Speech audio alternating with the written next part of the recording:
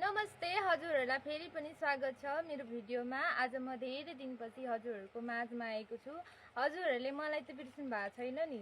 आज म हाम्रो काम अनि हाम्रो यो नर्सरीहरू देखाउँदैछु।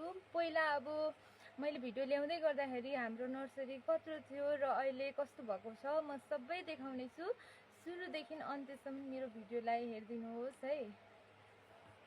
अब हामी चाहिँ यो बिरुवा रोप्दैछौँ। यसको लागि चाहिँ फर्स्ट माटो चाल्नुपर्ने हुन्छ।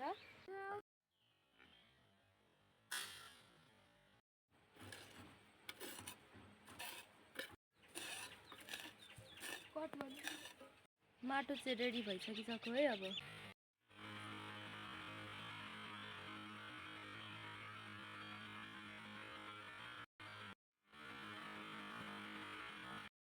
बिउहरू चाहिँ हामीले रोपिसक्यौँ।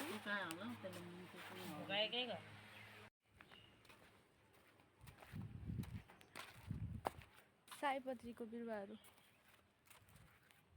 यो चाहिँ सबै धरानी बगोमेली,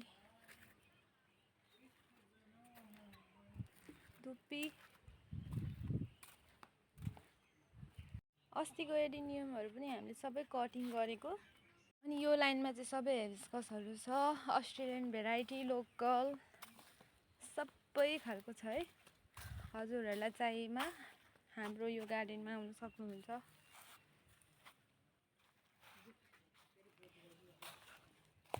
मुसुन्डा, लालुपाते, डिकुमा, मस्टेरा।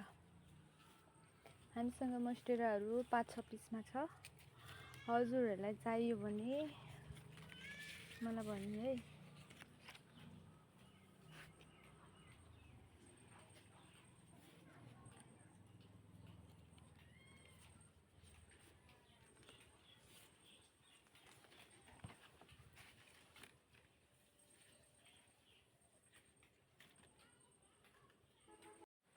एग्लोनिमाहरू पनि कति धेरै भेराइटीमा आइसकेको छ। पहिलाको एग्लोनिमाहरू हाम्रो धेरै मर्यो नि, अहिले यो सबै नयाँ।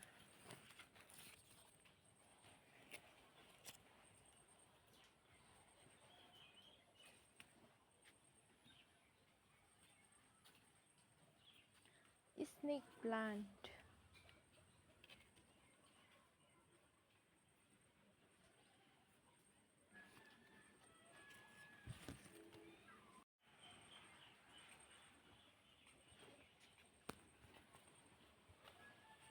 यो त कति ढिलो बढ्दो रहेछ।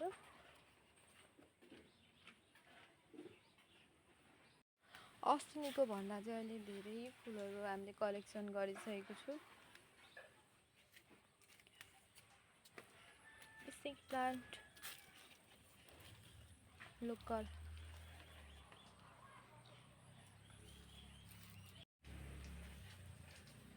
यो पनि अहिले कति धेरै भइसकिसक्यो।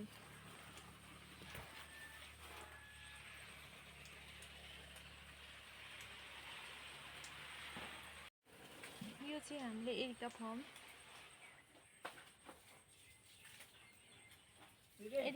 चाहिँ रोप्नु ढिलो भइसक्यो, तर पनि अस्ति नभ्याएको कारणले के चाहिँ जाडो लागेपछि उम्रिँदैन भन्छन्,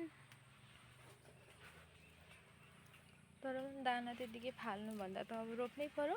यो माने अस्ति कति सानो थियो, अहिले कत्रो भइसकेको छ है। म हजुरहरूलाई सबै देखाउने छु है त।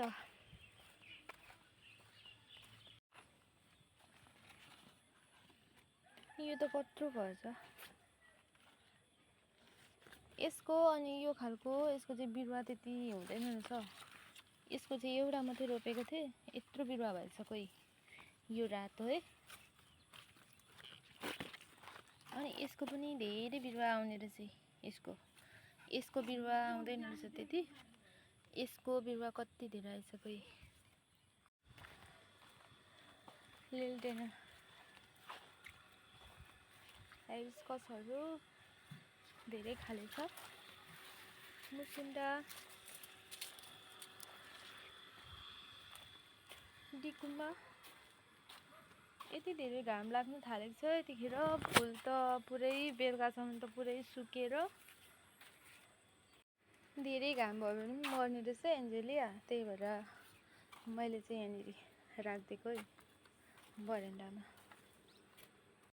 पहिला नि भिडियो बनाउँदै गर्दाखेरि यहाँनिर थिएन, अहिले चाहिँ हामीले यहाँनिर सारिसकेको छौँ है।